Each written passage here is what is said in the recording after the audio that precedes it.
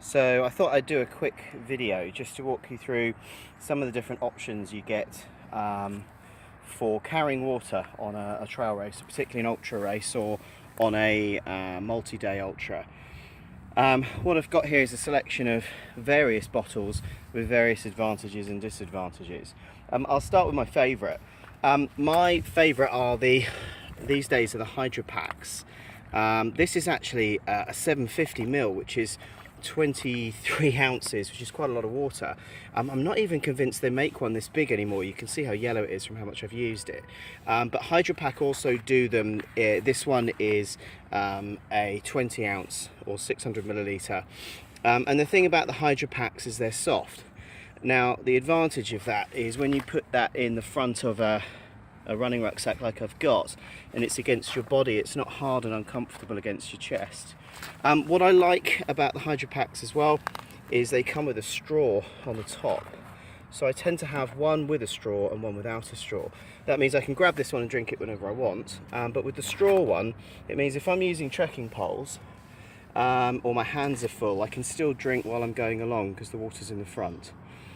So I'm not a fan of the camelback style bladders in your back, because if you've got water in your back, you've no idea how much you've got.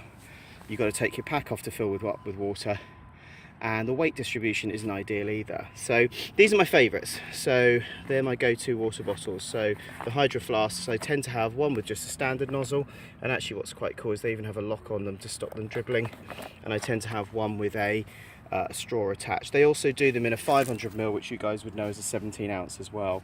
Your other bottle options, Ultimate Direction do some. They do something similar to the Hydrapak as a soft flask, and some of their race vests even come with them for free, some don't. The bottle I'm kind of liking at the moment from Ultimate Direction, if you want a hard bottle, which I'm frankly less keen on, are these guys. These bottles tend to have, you can see they're ergonomically shaped, so they're actually flat on one side, which is the side that would go against your chest. So that makes them a little bit more comfortable than your standard round bottle, which is your kind of traditional water bottle. There's also two different types of nozzle on them, that's why I've got two different ones out. I tend to use this one.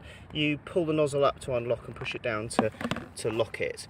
I'm not quite sure what the advantage of this one is. I've not used it that often. Like I say, I tend to prefer the Hydrapak type ones. And then the final big old traditional bottles. This is actually a massive 750ml bottle that I used in the desert in the Sahara. So that's 23 ounces. So that's huge amounts of water carrying capacity, and yet incredibly it still fits in the bag pouch, although it pokes up a little bit more than normal. I'm not even sure they make them that big anymore, which is kind of a shame when I'm carrying water. But I just thought I'd give you an overview. The final advantage that I like in particular about having Hydrapaks as water bottles is if they're empty, they pack down to almost no size.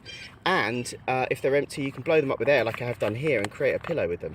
So if you are multi-day racing and camping, you can actually use them as a pillow as well, or even to cool your ankles or feet down when they've got water in them when you're sleeping at night.